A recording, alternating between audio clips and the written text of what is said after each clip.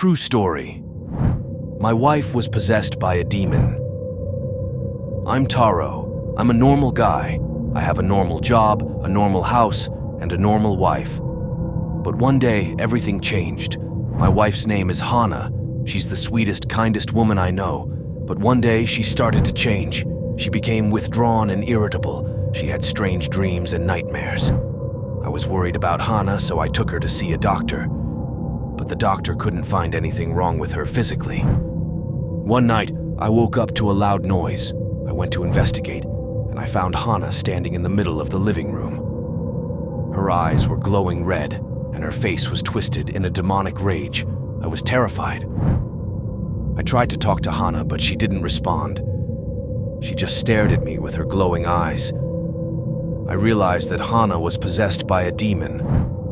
I ran out of the house and went to see a priest. The priest came to our house and tried to exorcise the demon from Hana's body, but the demon was very powerful, and the priest was unable to drive it out.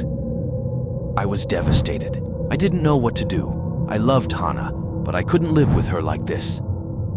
I decided to take Hana to a remote mountain temple where a powerful monk lived. The monk was known for his ability to exorcise demons. When we arrived at the temple, the monk immediately sensed that Hana was possessed by a demon. He agreed to try to exorcise the demon, but he warned me that it would be a difficult and dangerous process.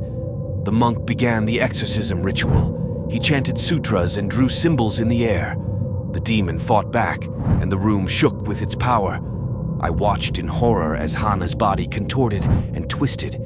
She screamed in pain, and her voice sounded inhuman. The monk struggled to contain the demon's power. His face was covered in sweat, and his eyes were wide with fear. Suddenly, the monk collapsed to the ground. The demon's power had overwhelmed him. I knew that I had to do something. I couldn't let the demon win. I picked up the monk's staff and began to chant the sutras that he had taught me. I felt a surge of power coursing through my veins. I raised the staff and commanded the demon to leave Hana's body. The demon roared in anger, but it obeyed my command. It left Hana's body and disappeared into the air. Hana collapsed to the ground, unconscious. I rushed to her side and caught her in my arms.